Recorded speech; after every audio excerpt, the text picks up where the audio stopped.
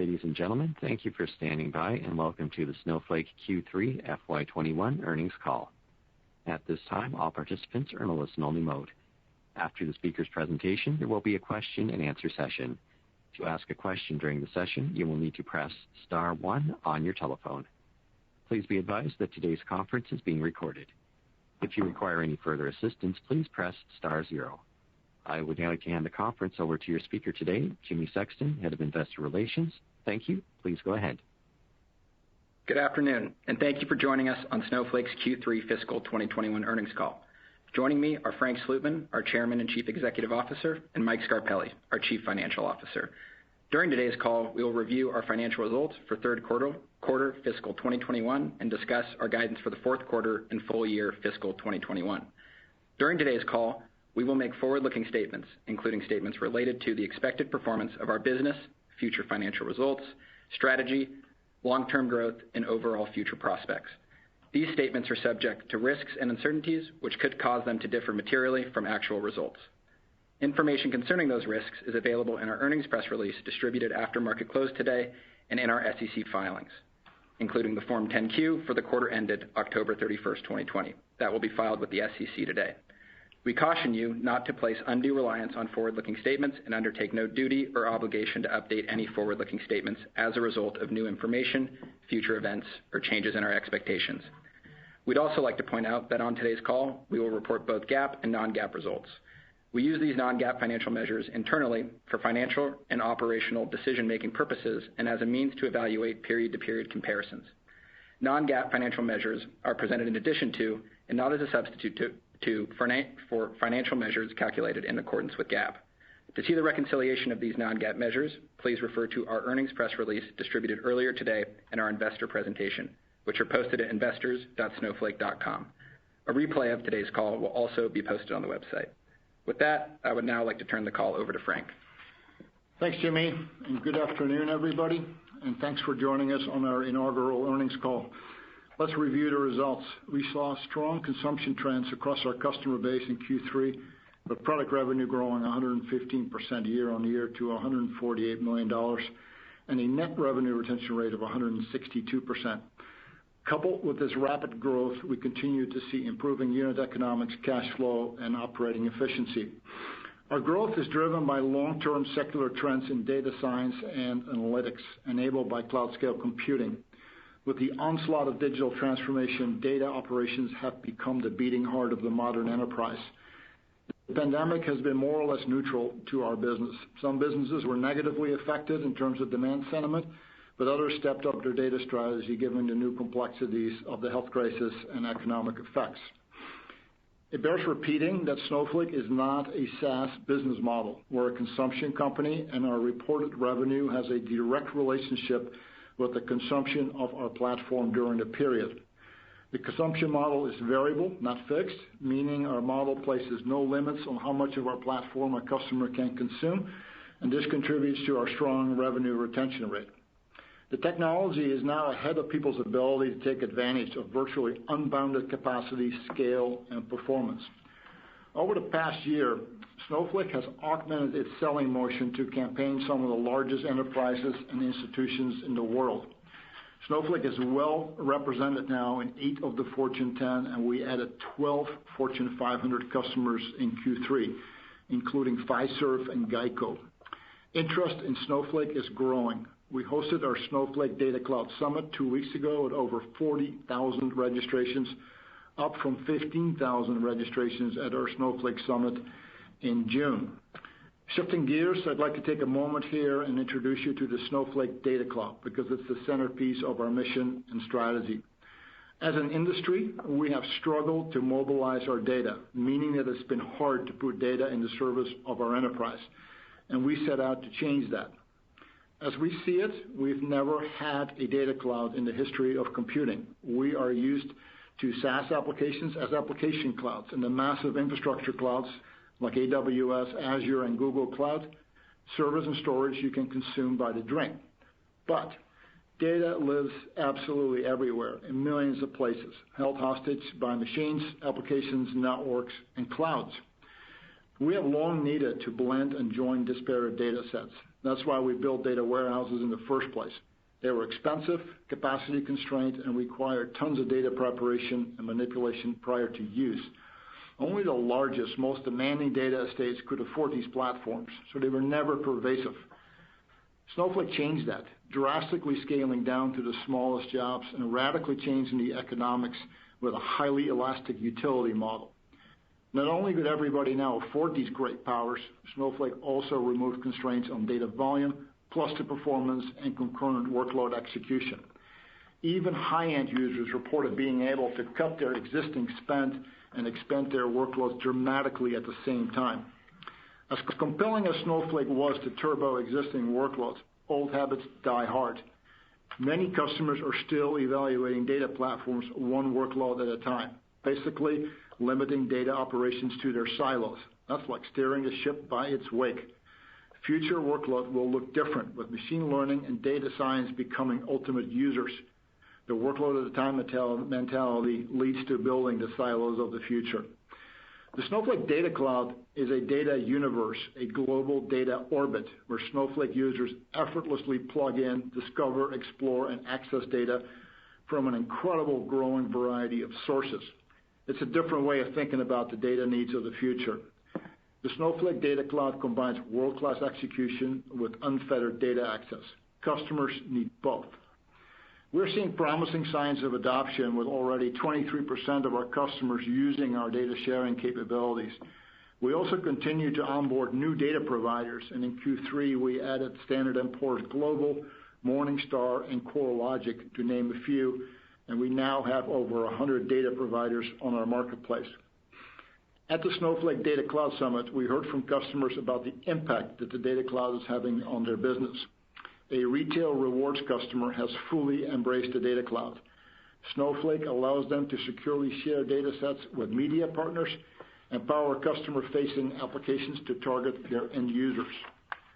Commercial data providers are also turning to Snowflake to reach new customers and monetize their data by making their data available in the Snowflake Data Marketplace.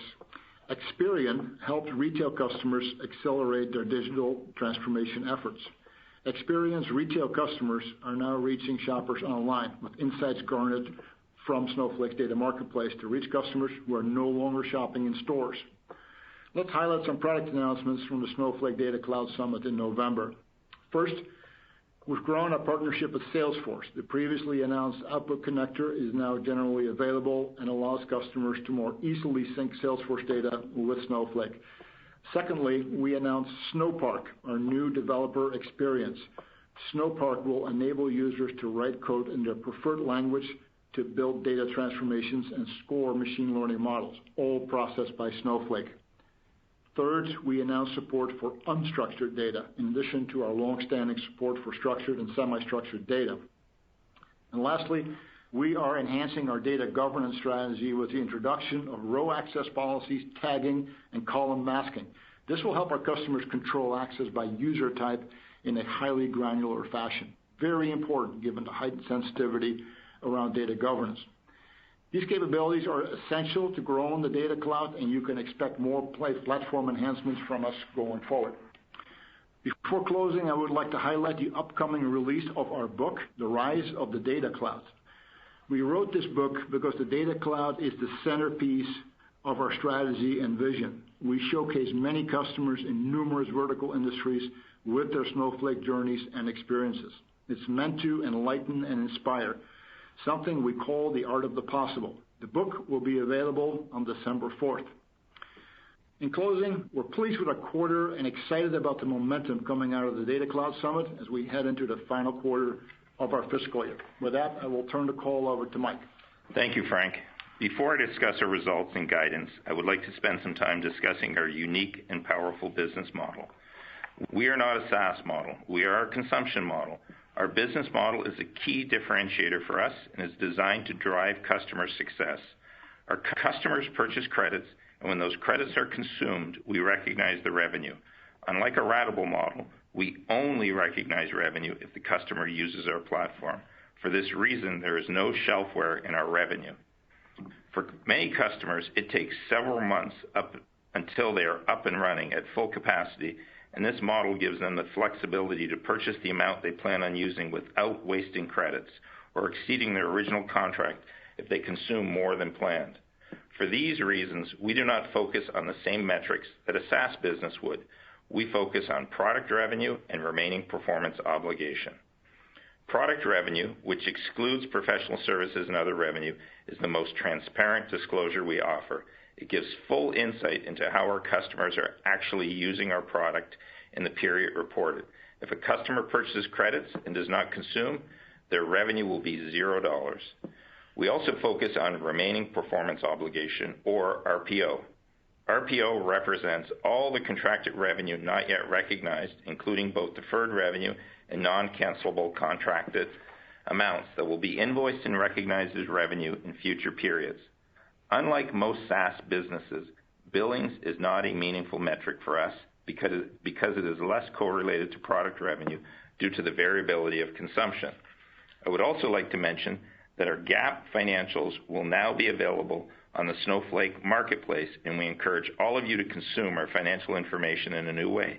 Going forward, we will be publishing our quarterly results on the marketplace in conjunction with our earnings.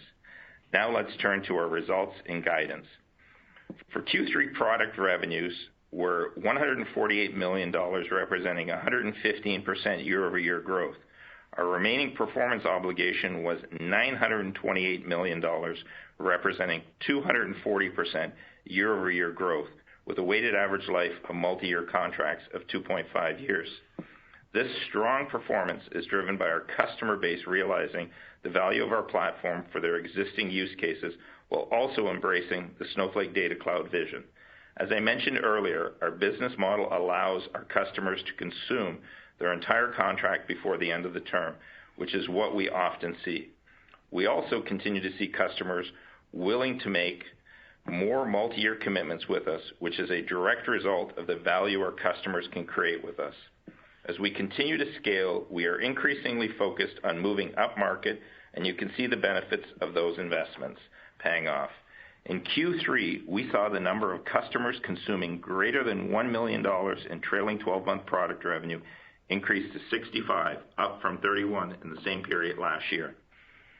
Turning to margins, on a non-GAAP basis, our product gross margin was 70%, positively impacted by one-time credits received from a cloud service provider in connection with our new agreements. Operating margin was negative 30%, benefiting from lower than expected employee-related costs, and our adjusted free cash flow margin was negative 23%, positively impacted by prepayments coming in lower than expected and a stronger operating margin. Going forward, we will report and guide non-GAAP adjusted free cash flow.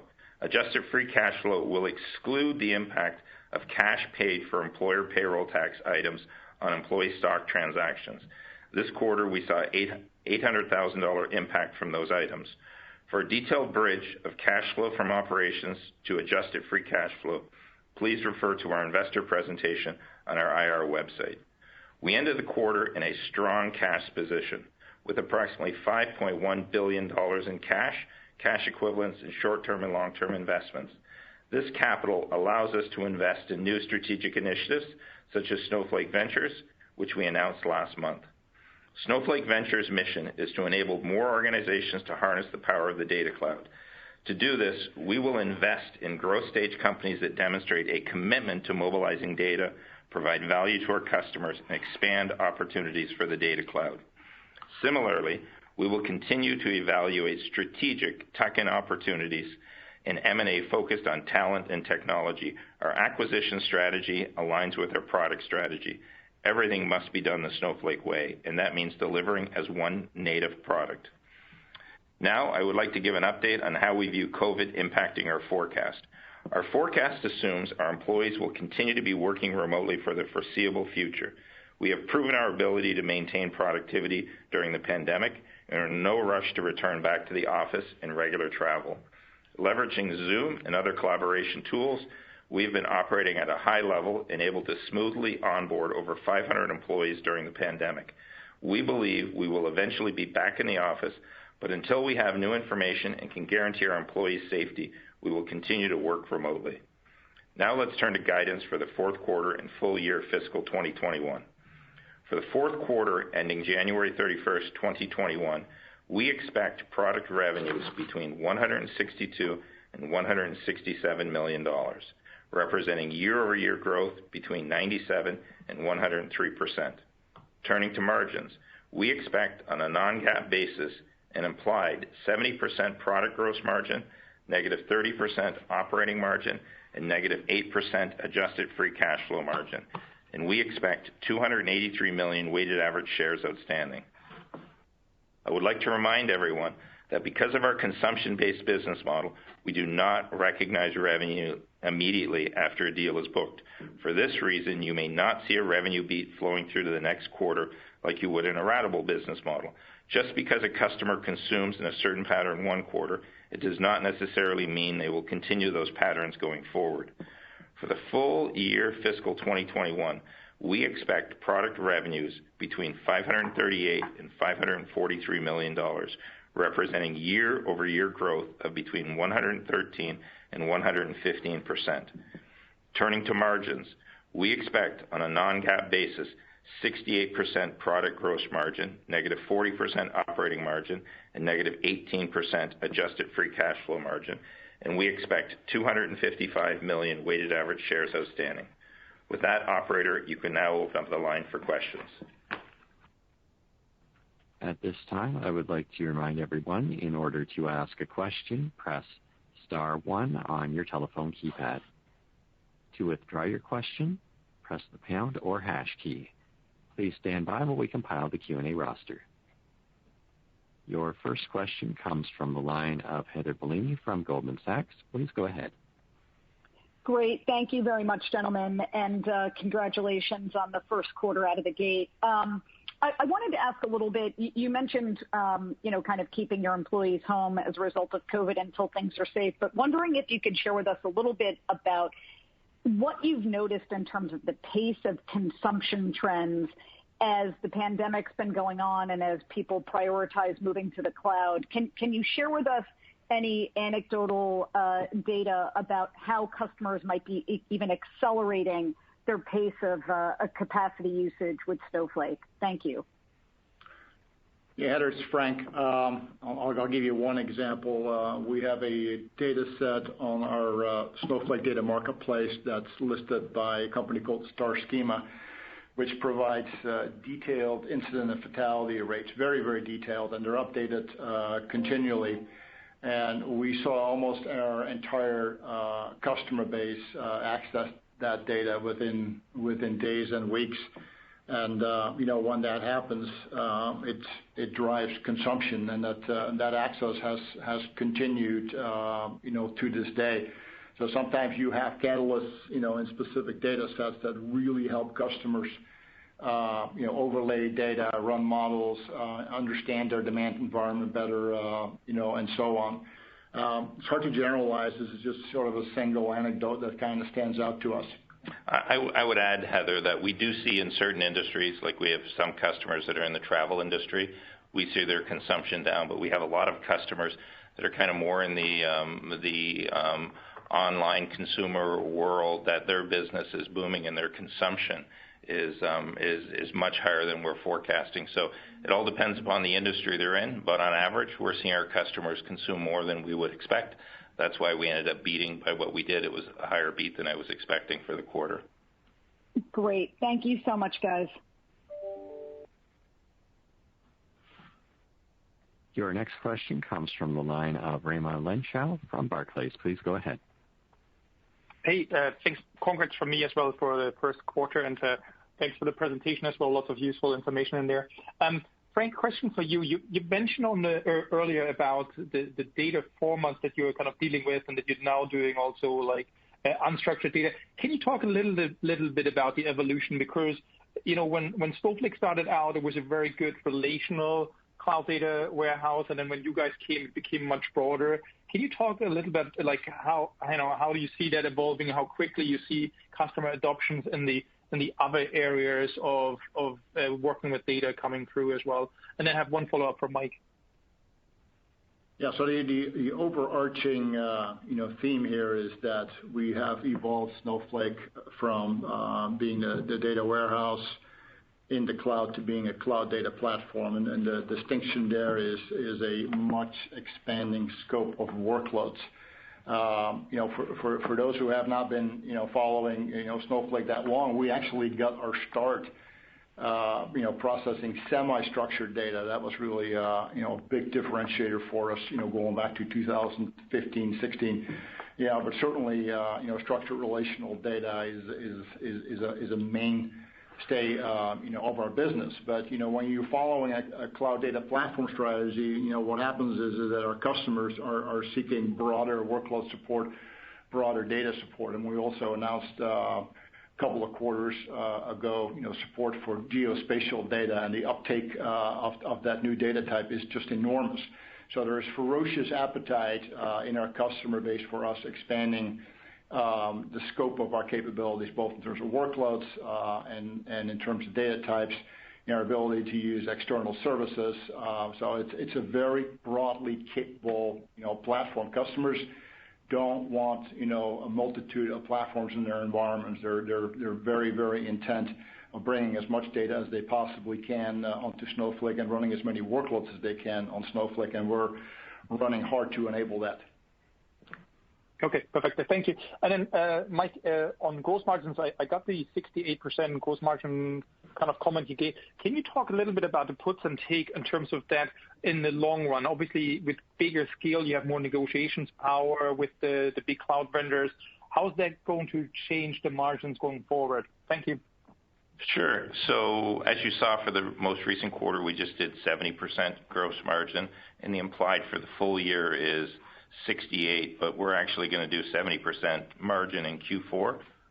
As we talked about when we were going public, I do think longer term, in terms of model, we can get to the mid-70s, and it's really driven by a few things.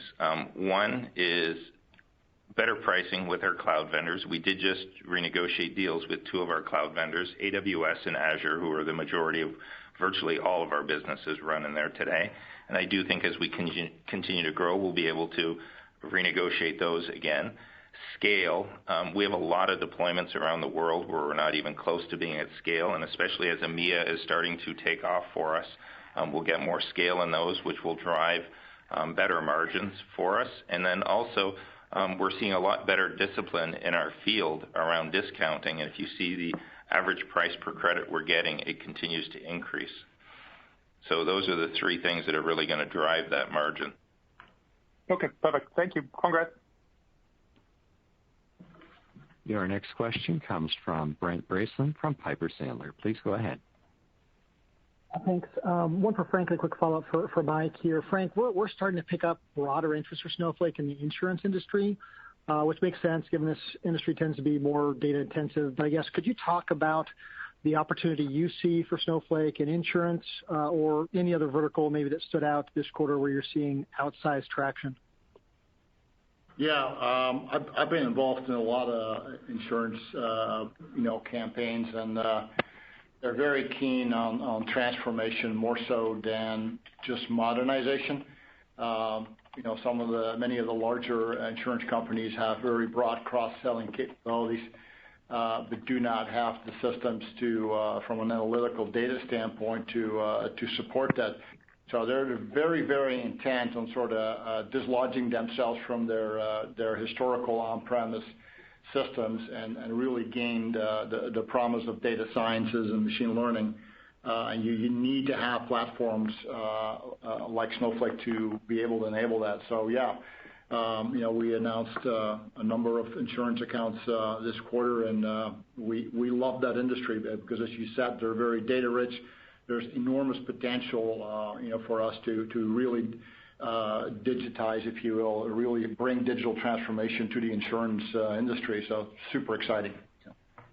Great. And then Mike, just as we think about the RPO momentum this quarter, I mean, much stronger than I think we had kind of thought it would be. And I know you had the benefit of a very large contract last quarter. So what drove the acceleration and kind of new bookings this quarter and that upside in RPO? As we're moving more into large enterprises really want to do multi-year deals. They're not interested in having to go to procurement every year. And so we saw a number of large enterprises commit to multi-year deals with us, and we think that is going to be a trend that will continue. And I will say it wasn't until this year that our Salesforce really started pushing more 3-year deals, and we're going to continue to do that going forward in the future. Good to see. Thank you. Your next question comes from the line of Patrick Colville from Deutsche Bank. Please go ahead. Hey there. Congrats on the quarter. Very impressive. Can I talk about the competitive environment in my first question? Just, what do you guys see? Who do you see as the kind of most formidable competitors right now? And I guess, what's happening in the on-premise world? Is that still kind of, low-hanging fruit? Yeah, Patrick, it's Frank. Our competitive environment is very much dominated by the public cloud vendors. I think, we said that over and over, and it really hasn't changed. The only time that we're dealing with on-premise environments is customers are trying to figure out, how to modernize and move off of those platforms. They're not viewed as options going forward. So, it may be that our filter is biased, but our competitive dynamic is very much centered on the 3 public cloud platforms. That is the vast majority of competitive interaction that we have. I would say the only time we really come across the on-prem is where they're the incumbent, and they're really not considering keeping them, and they're evaluating with us and the other public cloud players. That's why we don't necessarily see them as competitive, but they are definitely the incumbent in many of the cases. Got it. That's very clear. And I guess my second question is around the support for unstructured data. That's a really interesting announcement. I guess, what kind of use cases are you expecting, I guess in that category in the near term? What kind of things that you think customers will likely, what unstructured data will they likely start with?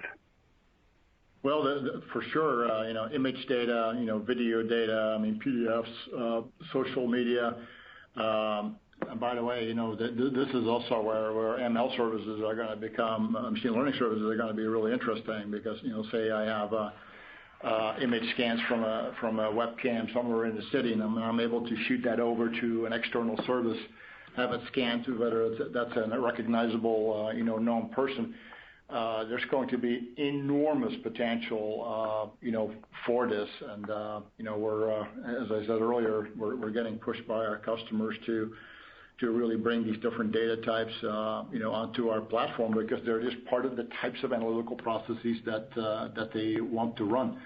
So that's sort of where we see this initially going, and these data types are large. So this will definitely add to the storage side of the equation as well. So. That's great. Thank you very much for taking my questions. Your next question comes from the line of Keith Weiss from Morgan Stanley. Please go ahead. Excellent. Thank you guys for taking the question. I want to talk a little bit about Snowpark, another kind of recent announcement that you guys made. One, in terms of how does this evolve kind of the broader story in terms of overall Snowflake and sort of get more people engaged with the overall platform? Then if we think about the monetization strategy for something like Snowpark, and I guess the same makes sense to sort of like the overall marketplace, is this all in the service of just like sort of the more workloads you could get on the platform, the more consumption of that data, it's just more compute and that's really how you get paid on all of these? Yeah, Keith, Frank.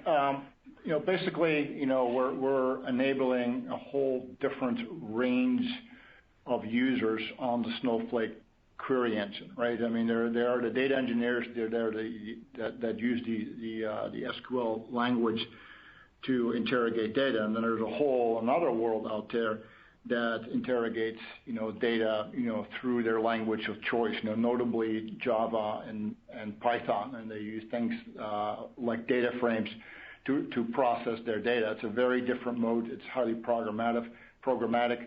A lot of data transformations, a lot of machine learning type of processes are executed through these languages. So what Snowpark, will do is we will start hosting the language runtimes, inside the Snowflake platform. So it becomes a completely optimized experience. It dramatically expands the workload scope of Snowflake. So it's a very, very important direction, for us. And you're correct in terms of, how does this help? Our entire, business model, as we've said over and over, is based on consumption. So anything that drives consumption of our query engine and our platform, accrues to our business model. So our whole strategy is driven to move the dial on consumption, and this is definitely going to do it. We have many large customers who said that this is really, really important to them, because what Snowflake will bring to these environments is highly optimized efficiency in terms of the economics. Secondly, very, very highly optimized performance. And performance and efficiency are highly related. And the third one, this is super important, is governance, right? And this relates to privacy and security. So for customers, they really want to lock down their environments from a governance standpoint with a single platform. So to the extent that we can enable these workloads, and consolidating these workloads onto Snowflake, that's really helping them. Got it. And maybe if I can sneak in one follow-up. In terms of the partnerships that you guys have been signing, any ones in particular that have been ramping up more aggressively than others, or maybe helping you guys with the new customer acquisition and moving up market that we should be keeping an eye on? Well, the number one partner that has helped stimulate tons of activity has been the relationship with Salesforce. And we knew that was going to happen because the Salesforce data is incredibly prominent in the Snowflake world, because that data typically gets overlaid with all kinds of different types of marketing data.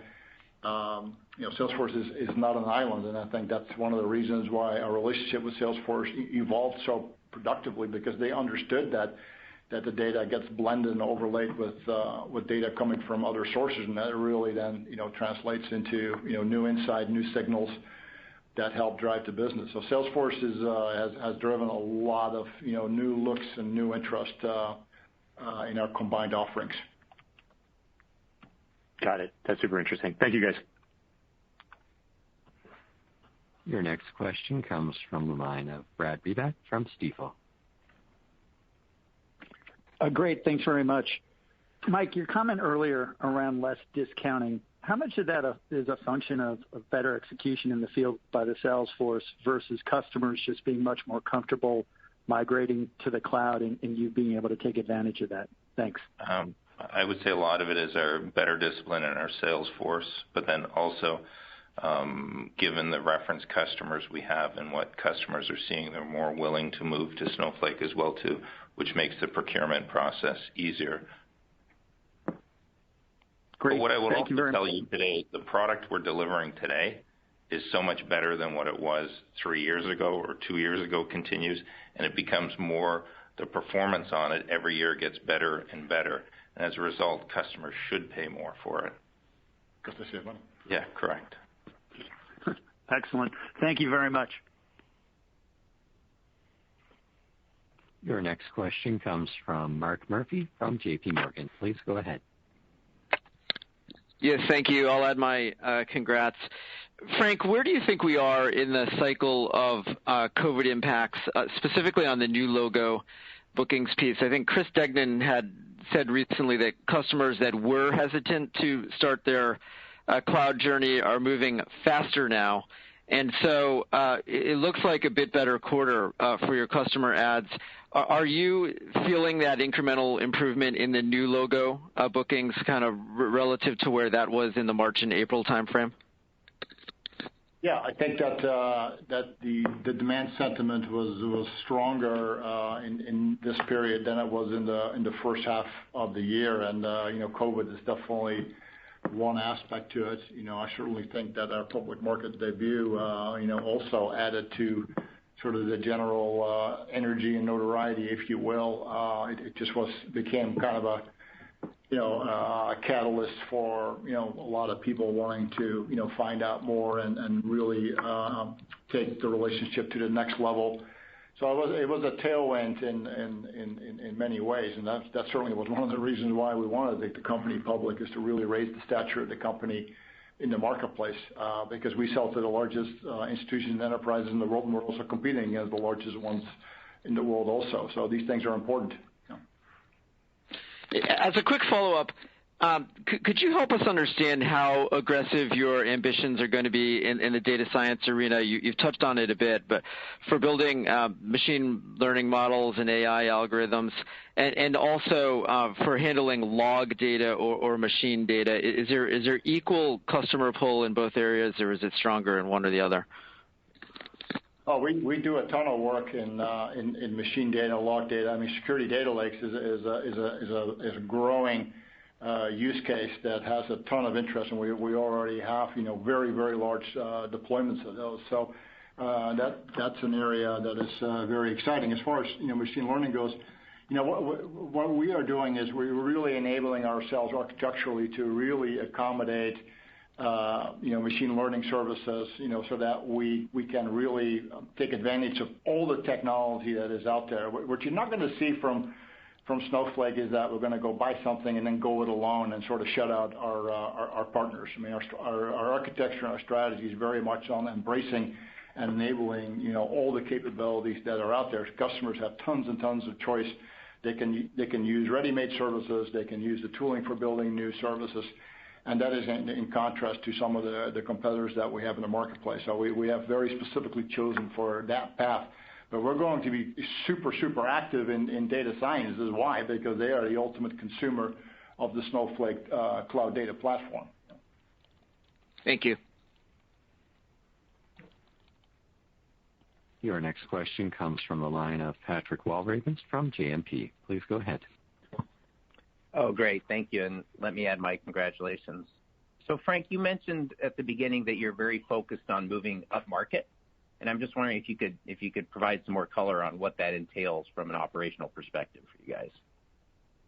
Yeah, so we talked about this quite a bit, during the roadshow. But when we joined the company, Snowflake was mostly a sort of a commercial selling, high density, relatively small contracts, but high volume, and fast, sales cycles, quick adoption. And the company really liked that model. But, us coming in says we just know that, in order to win in markets, you have to knock down the biggest, most iconic logos in whatever city, state, country, or region that you're in. So we really had to pivot our organization, or I should say, enhance the organization to layer in, a selling strategy and a sales motion that campaigns these very large institutions. And, we went as far, and we were a private company at the time, of course.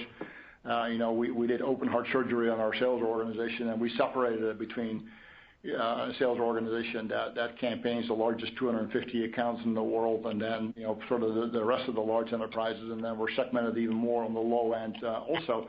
And that's because the type of salespeople that we have to hire, the type of legal contractual posture that we have, the security team that we have, the type of compensation plans that we need to have is all different when you're campaigning these large accounts, because they are long campaigns. They're very political. They're very challenging. It requires tons of senior management involvement. So, we've been working on this now for well over a year. And, as Mike pointed out in his prepared remarks, we've made a ton of progress. And we expect, to become very heavily weighted over time to, sort of that part of our business. Because these large accounts, I mean, the amount of money that they will spending on these type of services is going to be much larger than anybody is currently, really understanding, because this is becoming so important, so core to how they do things. So yeah, it's a very important shift or evolution, whatever word you want to use, so that we are very aggressively oriented towards the largest companies and institutions in the world. Okay, that's super helpful. Thank you. Your next question comes from the line of Tyler Radke from Citi. Hey, thank you very much, and congratulations on the first quarter here. I wanted to ask you a little bit about the guidance for Q4. Obviously, you saw really strong RPO growth in Q3, and I'm curious if there were any factors that had perhaps a short-term negative impact on the Q4 revenue guidance. I know oftentimes when you sign these big deals, customers, through volume-based discounts, get effectively a lower consumption credit rate. So I'm wondering, I guess, if almost the RPO strength that you saw this quarter and the large commitments that were signed, if that had any type of negative impact on your expected growth rate for revenue in Q4. No. You have to remember, a lot of that RPO are new deals that we were booking. And as I said before, it takes customers we have a lot of big on-prem migrations that are going on. And until those ramp up, and it could take 6 months plus, you don't really see any revenue from that. And so a lot of that won't flow through until next fiscal year. Got it. Helpful. And, on data sharing, I think you talked about a pretty healthy mix of your customers that are using Snowflake for data sharing. I guess a couple questions there. What are you seeing more at this point? Is it kind of the internal data sharing use case, or is it the external? I know you did talk about over 100 data providers.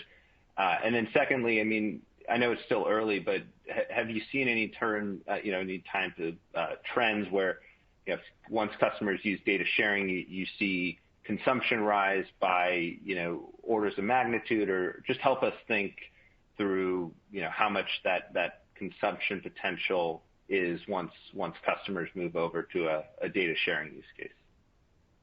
Yeah, it's Frank. The important thing to understand is that both gaining and providing data access to external sources, whether they are inside an institution or whether they external, is becoming a main part of data operations.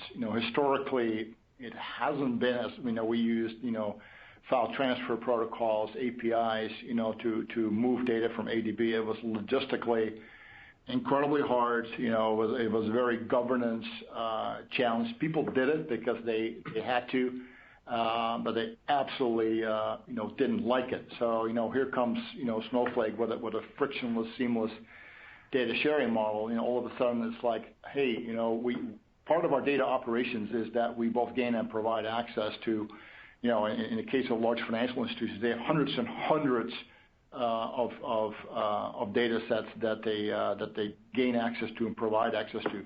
So data sharing is part of data operations. We're just for the first time now really providing an extremely strong model, operational model, to be able to do that. And historically, people just didn't do as much of this because it was so damn hard. Now, I will tell you that job one, for most of our customers is, well, first I got to get my data to the cloud. Then I gotta do the database migrations, which is usually the biggest part of the transitions. This is just modernization, and then we start thinking about transformations in terms of running processes that we've never run before, things that are now possible that couldn't be done before.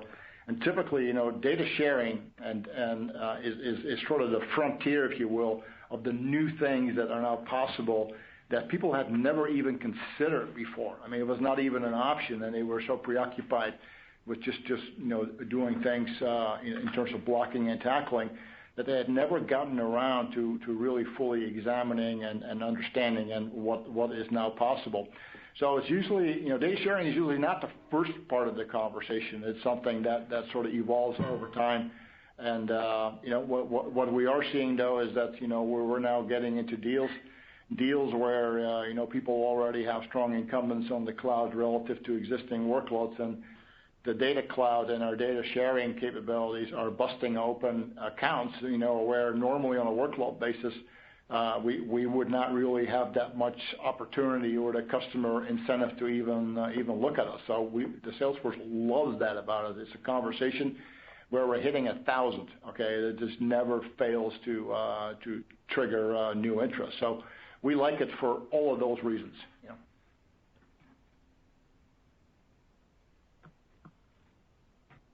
Your next question comes from the line of Ittai Kidron from Oppenheimer & Company. Please go ahead.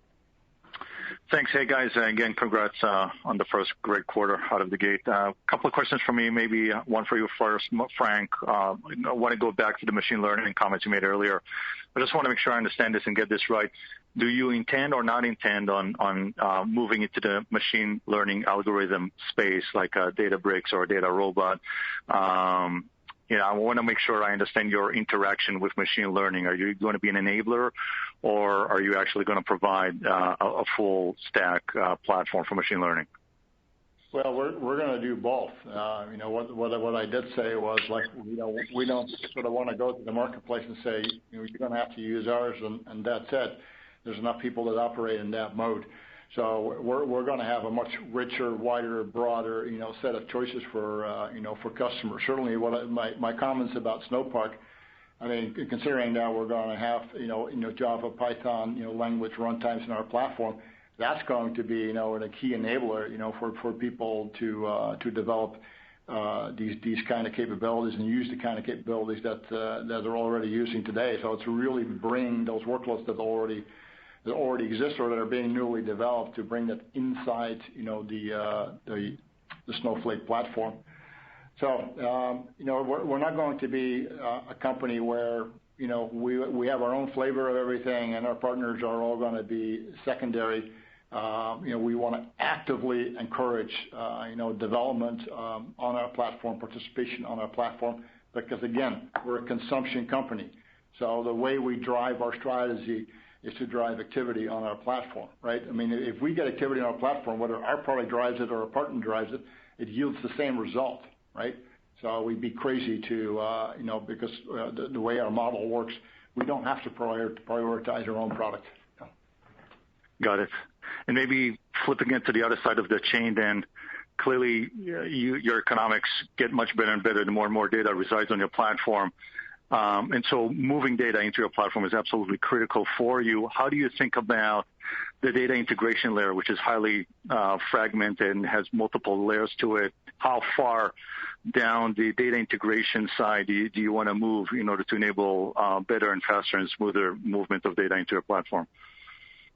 Well, the data engineering side of our business is already a huge part of what drives the consumption on our platform, and everything that we're doing with Snowpark is obviously focused on that as well, because so much of that work is going to be data transformation oriented. So no, it's a huge thing. But we're going to do things that are Snowflake optimized, right? So that processes that run all the way from ingestion and transformation, bringing data on the platform, running analytical process to make that as seamless and as frictionless as possible. And our partners in the ecosystem, they serve many masters. We only serve one, that's Snowflake. Got it. Very good. Good luck, guys. Thanks. Your next question comes from the line of Gregg Moskowitz from Mizuho. Go ahead. Okay, thank you, and I'll add my congratulations as well. I wanted to go back, if I could, to the topic of bringing unstructured data into the Snowflake platform. Frank, as you mentioned, Snowflake began its life as a semi-structured data company, and I'm curious how much of a technical challenge it is or has been for you to support and to transact on images, videos, PDFs, et cetera, and to do so at scale. Well, it obviously is not a no-brainer. Otherwise, we probably would have done it, a long time ago. But our technical teams are now, heavily invested in making this happen. I mean, our announcement was very much the very first time, we've talked about this openly. I expect that in our next Snowflake Summit event, which is in June of next year, we will have extensive technical details and presentations on this topic. So we'll be communicating on this topic in full detail at that time. We're certainly not prepared or ready to do that right now. Look forward to that. And then just as a follow-up, so 23% of customers already using data sharing, really impressive for a service that frankly hasn't been available all that long. How does this uptake compare to what your expectations were at this stage? And then also, where can this go longer term? I think longer term. I mean, I think everybody is going to be doing this. As I said earlier, this is going to become core to data operations. The whole notion of a data cloud is you're not just running data sciences against your own data silos. You're going to be running it across disparate data sets, meaning data that lives inside your world, outside of your world. And that's really what data science is all about, is to build these highly descriptive models that can then be used predictively and prescriptively to really get closer to business outcomes. So in order for the data cloud to really happen as a concept, this is going to become incredibly mainstream. That is our general strategic assumption about data. It is not going to stay where it has been historically, because we were essentially encumbered by technology, and we're not anymore. It's wide open. So I think customers are learning and slowly sort of gaining an appreciation of what all the new possibilities are. I mean, I said in my prepared remarks, technology is now well ahead of people's ability to use it, right? And people are scratching their heads like, wow, this is just unbelievable, the scale, the scope, the power that we have. How do we use it? And that's sort of where we are. Really exciting, but nobody sort of has the playbook ready to throw at it. So it's a bit of a journey that we're on, and everybody will be on. That's great. Thank you. Your next question comes from the line of Derek Wood from Cowen and Company. Great, thanks, and congrats on a strong quarter. My first question, I wanted to ask about a couple different regions. First on Europe. I think you guys have been building out a major accounts focus there. Would love to hear about how that's tracking versus kind of what you've been experiencing in the U.S. And then in the U.S. regarding the Fed, I think you guys have received some new FedRAMP certifications this year. Can you just talk about how you're thinking about the opportunity with the government looking at over the next couple of years?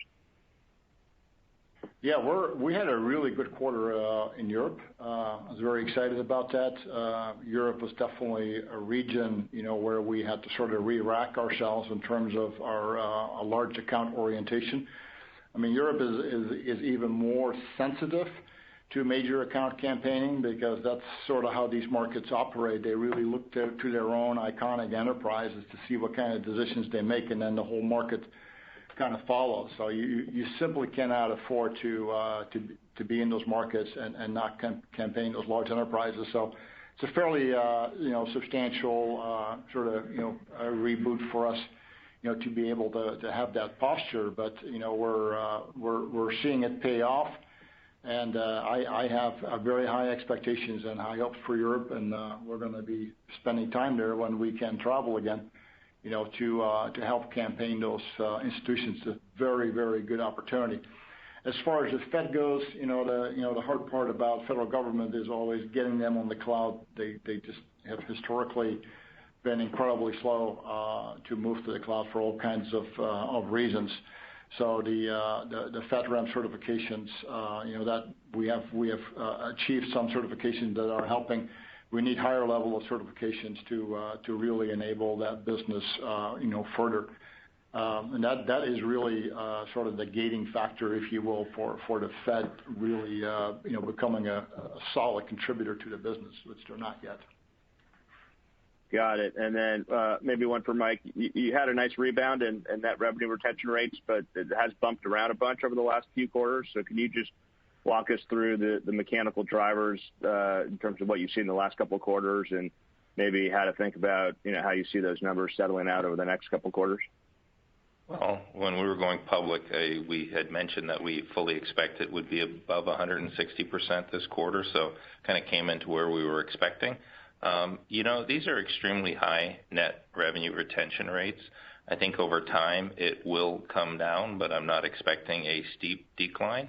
and I think it's going to be pretty stable for the next little while. It's not something we're going to be guiding to. I just knew after last quarter that this quarter was going to go higher because it was the cohort that had just come in from the 2-year ago period. That it was just the nature of some of those customers. Okay, got it. Thanks.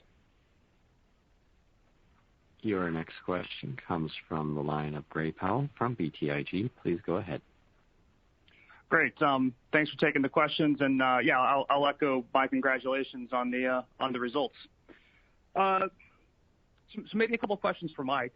As you look at your growth forecast over the next 12 months, how much of it do you feel like you have visibility on from the installed base today, the customers you just won, and natural growth in usage, and then how much do you think you have to go out and win?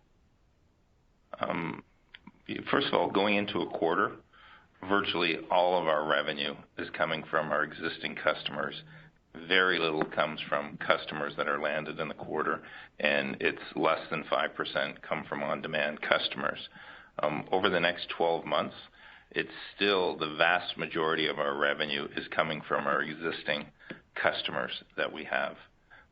And we do see the growth in those customers. Sure, we need to sell them more, but most of our growth is coming from our existing customers over the next 12 months. Longer term, it's super important that we acquire new customers because those will be the growth drivers in 2-3 years out. Got it. Okay.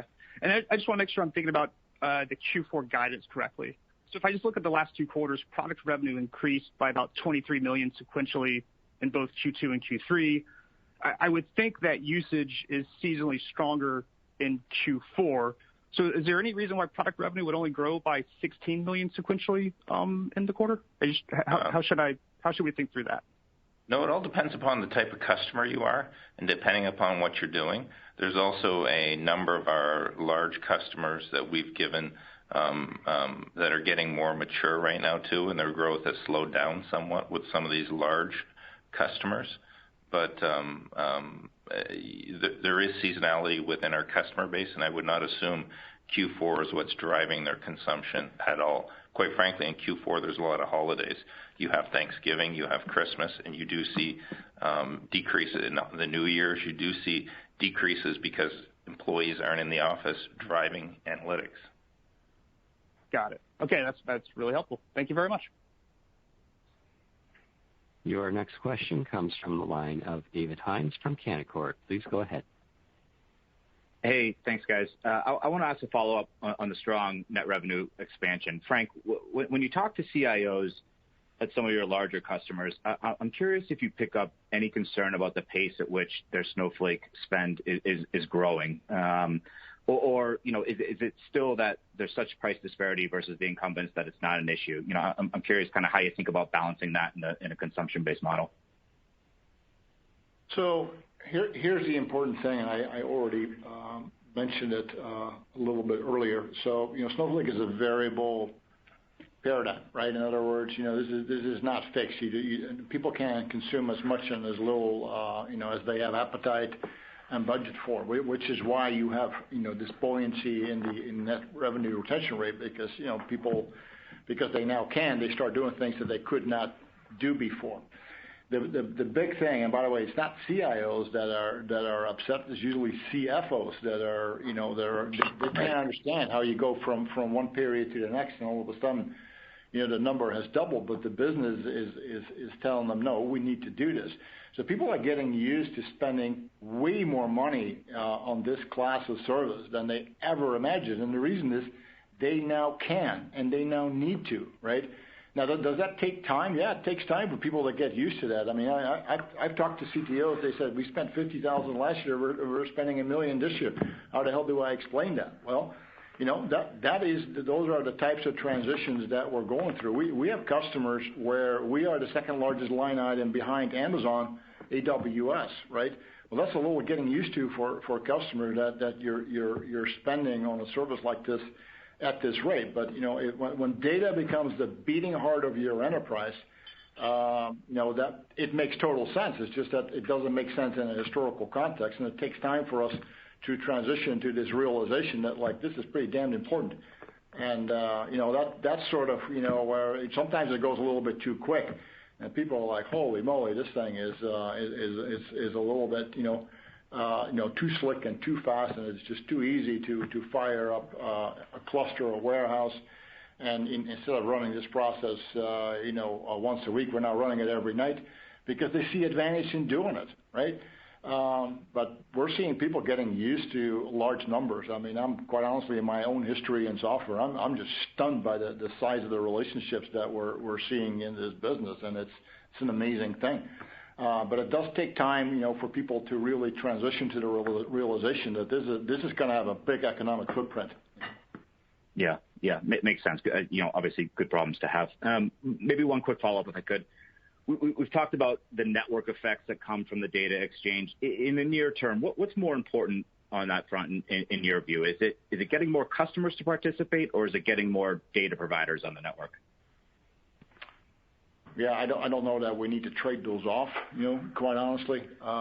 We can walk and chew gum, if you will. So, we're operating on both those vectors at the same time.